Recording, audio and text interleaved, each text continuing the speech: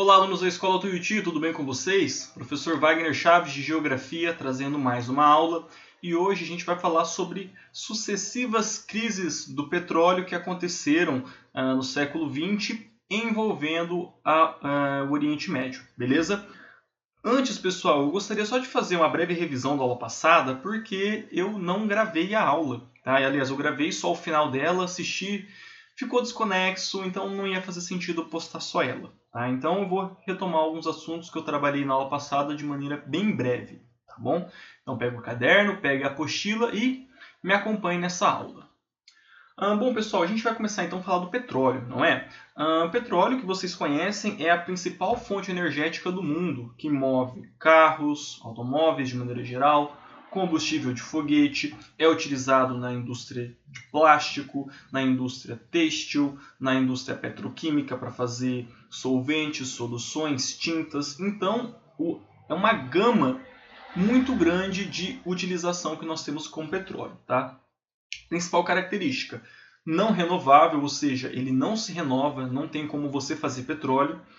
Eu até comentei, né? A gente descobriu o jeito de fazer diamante, por exemplo, mas petróleo não, e possivelmente não é uma coisa útil agora. Pensar como que eu vou fazer mais petróleo. A ideia é procurar matrizes limpas. Por quê? O petróleo é uma matriz suja, uma matriz poluente. Ela contribui para a emissão de gás carbônico, contribui para o aumento da temperatura do planeta, para o chamado efeito estufa. Então a ideia é diminuir o uso de petróleo e utilizar outras fontes de energia. Energia eólica, energia solar, termoelétrica, energia nuclear, enfim, tá bom? O petróleo, gente, ele é uma commodity. O que significa commodity? Ele é uma matéria-prima negociada nas bolsas de valores do mundo. Tá? É negociado em barris. O que mais são commodities? Minério de ferro, a soja é um commodity, boi gordo é uma commodity. Então, ela sofre influência do mercado. Ela sofre grande influência se tem disposição daquela lei de oferta e demanda, sofre muita influência da valorização ou desvalorização cambial do dólar, tá bom? Então isso é uma commodity. E, por fim, nós encontramos petróleo em bacias sedimentares, né? Petróleo e seus semelhantes, gás natural e carvão, tá bom? Então, por exemplo, se você quer encontrar petróleo, você não vai cavucar um maciço, que lá você vai encontrar minério de ferro. Bacia sedimentar você encontra petróleo, tá bom? O uso do petróleo, gente, vem de séculos, tá? Desde a antiguidade já havia relatos de uma substância negra, oleosa, em que era utilizada como betume para impermeabilizar. Então, por exemplo, os navios. Como que aquela madeira que está exposta à água, anos, não apodrece? Porque é impermeabilizado, não tinha verniz naquela época. Então utilizavam alguns betumes como o petróleo. Tá? No século XIX vem aí o boom do petróleo, porque ele passa a ser refinado e vira querosene para iluminação. Anteriormente era feita com óleo de baleia, por exemplo. É transformado em gasolina, é transformado em óleo diesel. Então vem junto aí a segunda revolução industrial, o carro, o automóvel que vai utilizar a gasolina, que é derivada do petróleo. Mas lembrando que até remédio ele já foi, inclusive tá? Não o petróleo em si, gente, mas alguns componentes do petróleo é utilizado em remédios, tá bom? Na segunda metade do século XX, quando ali acaba a Segunda Guerra Mundial, aumenta muito a demanda de petróleo, porque é quando o automóvel se populariza, onde todo mundo, pelo menos nos Estados Unidos, nas principais potências, vai ter um automóvel, então vai gastar mais. A demanda, a produção dos Estados Unidos já não vai ser o suficiente, então vai precisar de novos poços de petróleo. Tá? E os lugares que mais tem petróleo no mundo, as maiores reservas conhecidas primeiro lugar, Venezuela, segundo lugar, de maneira geral, Oriente Médio. Aí tem Arábia Saudita, Catar, Emirados Árabes, Bahrein, tem Iraque, Kuwait, Irã. De modo geral, toda aquela região ali é muito rica em petróleo, tá bom? Então, por conta disso, muitos países a partir ali dos anos 50, 60, adotaram o petróleo como força motriz da sua economia. Então, a Venezuela, por exemplo, não pensou em fazer mais nada. É um país dependente, quase que exclusivo do petróleo. Tá? E, eventualmente, se o petróleo oscila para menos, o país entra em recessão, que é o que está acontecendo agora. Tá? Bom, em 1960 foi fundada a OPEP, Organização dos Países Exportadores de Petróleo. Tá? Ela tinha o objetivo de alinhar os maiores produtores de petróleo num único grupo. Tá? Os fundadores são Venezuela, Arábia Saudita, Irã, Iraque e Kuwait. Tá? Então a ideia dessa OPEP era fazer o quê? Olha, nós somos os principais exportadores de petróleo. Vamos fazer uma união aqui e estabelecer algumas regras de produção e venda para maximizar o lucro. Tá bom? Não significa que eles são aliados, tá, gente? Ou que são amigos, beleza? Aqui são interesses comerciais, beleza? Hoje a OPEP ela é composta por 13 países e eu mencionei, no livro fala 14, mas o Equador saiu da OPEP em 1º de janeiro de 2020, não faz mais parte, tá?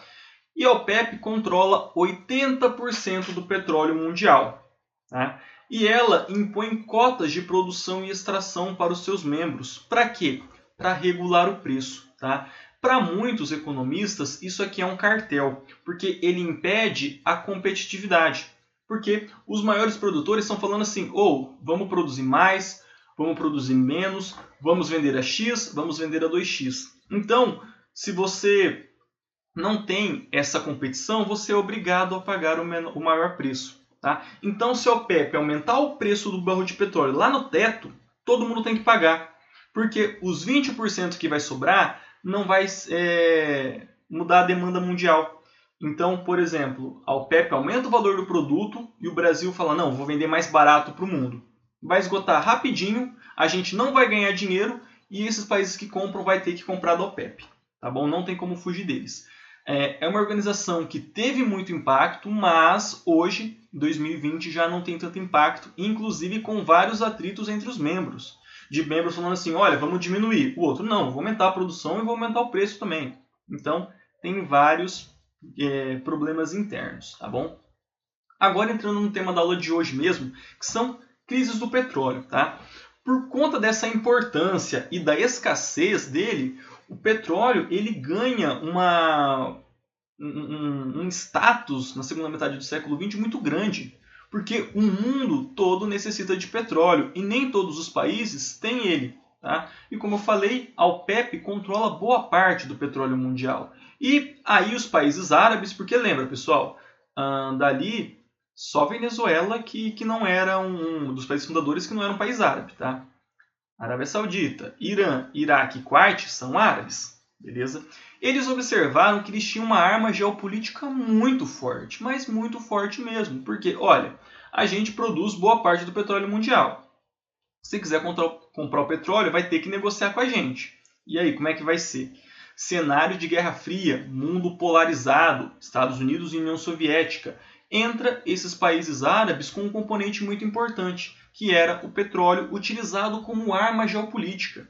Tá bom? Então, se você quisesse negociar com os países árabes para ter petróleo, vai ter que sentar com eles e conversar. Tá bom? E aí, pessoal, a gente vai ter uma série de crises por conta do petróleo que tiveram origem ali no Oriente Médio. Tá? A primeira crise do petróleo ela acontece em 1973, pós a Guerra dos 6 Dias. Acontece a Guerra dos 6 Dias, Israel toma territórios árabes lá do Egito, a Península do Sinai, toma ali as colinas de Golã, toma parte da Cisjordânia e ninguém fala nada. Né? E aí, o que acontece? Os países árabes eles reduzem a produção de petróleo. Fala assim, bom, se os Estados Unidos, que é o principal parceiro de Israel no momento, né, não está falando nada, eu vou diminuir a produção, aumentar o preço. Então, essa foi uma resposta direta à inação dos Estados Unidos. Ou você faz alguma coisa ou o petróleo vai ficar mais caro. Tá bom? Então, essa aqui é a primeira crise do petróleo. Tá bom? E durante a Guerra do Yom Kippur, que foi um conflito logo após, A OPEP, encabeçada também pelos esses membros árabes, aumentou o preço do barril em 300%. Tudo em retaliação a Israel e aos Estados Unidos e países apoiadores de Israel. Tá? Nesse momento aqui, existia ainda muito a coisa do pan-arabismo, que a gente já trabalhou nas aulas passadas, ou seja, a união dos países árabes em torno da sua etnia. Tá bom? Mas lembrando, Irã não é árabe, Irã é um país persa, tá? A etnia persa. Então, o Irã, nesse contexto aqui, é outra coisa. Os principais líderes da OPEP, nesse momento aqui, é Iraque e Arábia Saudita, que tomam essas posturas. E eu já falei isso na aula passada, né? na live.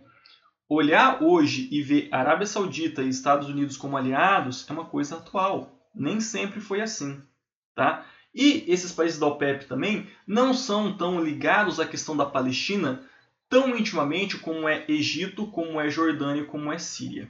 Tá? Por isso que, recentemente, a gente teve alguns acordos entre, por exemplo, Emirados Árabes e Palestina, e Israel, perdão. Porque esses países não compraram essa briga da Palestina como o Egito comprou, como a Síria comprou. Tá bom?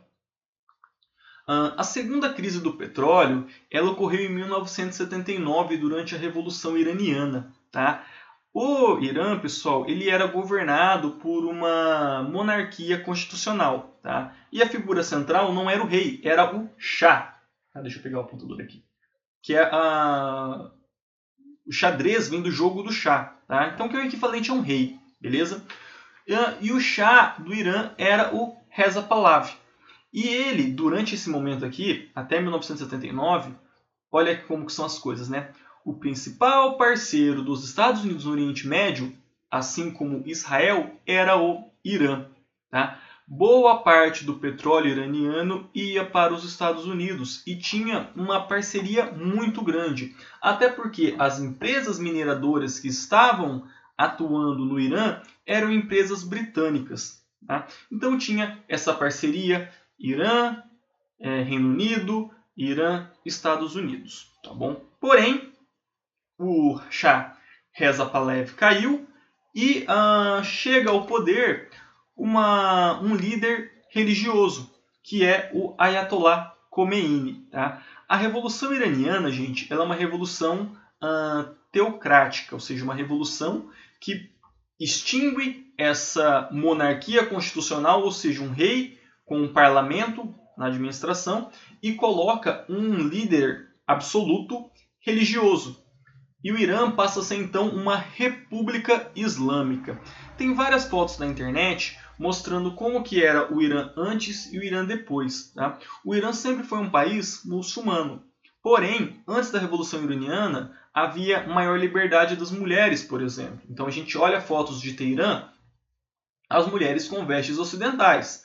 Pós-Revolução Iraniana, não tem mais isso. As mulheres com aquela vestimenta tradicional islâmica. Tá? Só uma coisa, gente. Eu já mencionei isso em aulas passadas, que é a gente adotar xiita como sinônimo de fundamentalista. E fundamentalista é aquele que não aceita o outro. Tá? É como você for um cristão, um católico, e falar o evangélico lá está errado, o ortodoxo ali está errado.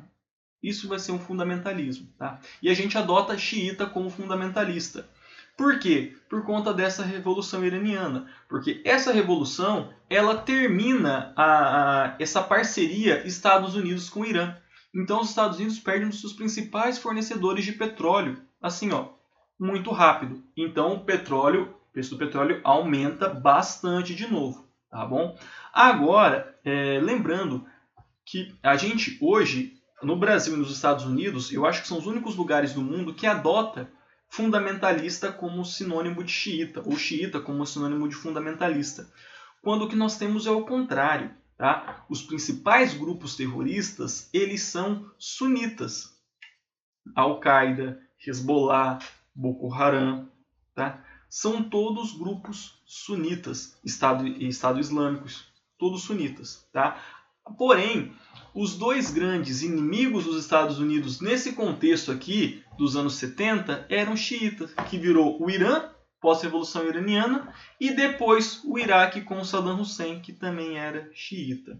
Tá bom? Então, isso, pessoal, xiita e sunita, de fundamentalista, olha, aquele cara lá é um xiita, como sinônimo de fundamentalista, é daí que vem e é mal interpretado, porque não corresponde, embora o Irã tenha se tornado um país que tenha usado a religião quase como constituição. Mas isso acontece na Arábia Saudita também, que é sunita. Tá bom? Bem, e a terceira crise do petróleo, que é a mais recente, ela aconteceu em 1991, durante a Guerra do Golfo. Tá? Em 1991, o Iraque ele invade o Kuwait, que é um paizinho ali no Golfo Pérsico. Tá? E os dois faziam parte da OPEP. São membros fundadores, por isso eu falo, não são aliados. Tá? Durante a Guerra do Golfo, o Iraque atacou postos de petróleo na Arábia Saudita. O Iraque mandou míssil para Riad, que é a capital da Arábia Saudita. Então, não são amigos, gente. Ali são inimigos, negócios à parte, né? Porque no negócio do petróleo, beleza, aqui que a gente senta e vamos conversar. Agora, no espectro político, completamente diferente, beleza? O Iraque reconhecia o Kuwait como parte do seu território. O Kuwait, gente, é aquela região que eu falei daqueles que tinha aqueles pântanos do deserto, os pântanos da Arábia, tá? Possivelmente onde seria o lugar do Éden, onde seriam os jardins suspensos da Babilônia. Então o Iraque fala, olha, o Kuwait historicamente faz parte aqui do Iraque, vou invadir. Tá? Saddam Hussein, que era o ditador do Iraque, invade o Kuwait, e o Kuwait, nesse momento, ele era um dos principais, se não o principal fornecedor de petróleo dos Estados Unidos, após a perca do Irã, não é? Então, com isso, o preço do petróleo sobe de novo e os Estados Unidos têm que intervir, tá? Guerra do Golfo, gente, porque aconteceu aqui no Golfo Pérsico, tá? Então aqui eu tenho o Kuwait, aqui eu tenho o Iraque, a Arábia Saudita, Riad, a capital, não é? Então, é um conflito que aconteceu no Golfo Pérsico, beleza? Quando a minha professora falou isso, quando eu era bem pequeno, ela falava Guerra do Golfo. O único Golfo que eu conhecia era o Golfo do México. E ficava, o Golfo do México tem petróleo, então é isso. Não, Golfo Pérsico, tá? E aí, como o grande aliado do Kuwait era os Estados Unidos, eles foram obrigados a fazer uma intervenção, beleza? E eles invadiram o Kuwait e expulsaram os iraquianos de volta para o seu território. Mas isso não ficou por menos, tá? O Iraque, antes de sair do território, ateou fogo em vários poços de petróleo, em várias refinarias do Kuwait. Foi uma tragédia, gente, porque imagina um poço de petróleo, um item inflamável e você vai lá e taca fogo nele. Como que apaga isso? Tá? Então, e também conseguiu bombardear algumas refinarias e postos de petróleo da Arábia Saudita. Membros da OPEP, gente, como eu falei, não são amigos. Tá? Isso aqui vai dar justificativa para iniciar uma série de sanções ao Iraque, que vai terminar lá em 2003 com a morte do Saddam Hussein, mas isso é assunto da próxima aula. Beleza? Então aqui nós tivemos essas três crises do petróleo, ou seja, conflitos no Oriente Médio que fizeram o preço do petróleo oscilar para cima ou para baixo. Beleza? Vale lembrar que hoje, deixa eu voltar aqui, a Arábia Saudita é um país moderno, Emirados Árabes é moderno, Catar, Bahrein, todos modernos. Né? Modernos em que sentido, gente? São países que têm, eu mencionei na live, várias empresas, a Emirates, por exemplo, a Qatar Airways, e às vezes você utilizando essas companhias, você vai parar em Doha, vai parar em Dubai, e vai ver, nossa, cidade moderna, cheia de prédio, mas não tem liberdade religiosa. Na Arábia Saudita, você não pode andar com uma Bíblia, por exemplo. O Catar, que vai ser sede da próxima Copa do Mundo, um país super moderno, mas tem várias denúncias de trabalho escravo. Então, é um verniz de modernidade. Então, a gente tem que ficar esperto com isso. E esses países, eles ganharam muito dinheiro com o petróleo. Tá? Porém, hoje, eles reconhecem que o petróleo é finito, ele não é renovável, que uma hora ele acaba. E quando acabar, a economia desses países vai para o ralo junto. Por isso que eles estão se modernizando. Diferente da Venezuela, que continuou sempre no petróleo. E hoje, com o petróleo em preço baixo, vive a crise que está. Tá? Aqui, gente, como a gente viu, tem empresas aéreas, as duas grandes empresas aéreas são aqui da região. Tem times de futebol. Eu não sei se vocês sabem, mas o Paris Saint-Germain é do Catar. Tá? O Neymar é funcionário público do Catar. Vários times da Europa foram comprados por sheiks árabes que são aqui da região. O Chelsea, se não me engano, foi comprado. O Manchester City foi comprado. Pensando no universo do futebol, né? Além de diversas empresas no mundo que são da Arábia Saudita, do Bahrein, do Catar, do Emirados Árabes. Então eles estão diversificando a economia, tornando os países atrativos ao turismo para que as pessoas vão visitar e deixem cada vez mais dinheiro lá, movimentando a economia do turismo e entretenimento. Beleza? E agora, pessoal, só para finalizar, uma coisa que eu comentei na live também, que são as fotos do Sebastião Salgado. O Sebastião Salgado é um fotógrafo brasileiro, talvez o maior fotógrafo brasileiro que nós temos, e ele foi para o Kuwait assim que acabou a guerra, assim que as tropas iraquianas foram expulsas. Tá? E ele fez as fotos dos bombeiros tentando apagar o fogo, tentando apagar aquele incêndio. Essa daqui, gente, é só uma das fotos, tá? Então, observe as colunas de fogo, as explosões, o pessoal tentando aqui apagar o fogo, várias colunas de fogo lá no fundo. É uma foto bem impactante, mas tem outras tão bonitas quanto. Os bombeiros cheios de petróleo, gente, todos pretos de petróleo. As cenas assim, não tem como descrever. Então fica a sugestão, vai lá no Google, Sebastião Salgado, Kuwait, e você vai ver as fotos que ele fez pós o conflito, pós a guerra do Kuwait. Beleza, pessoal? Eu vou ficando por aqui. Peço que vocês fiquem em casa. Bons estudos e até a nossa próxima aula.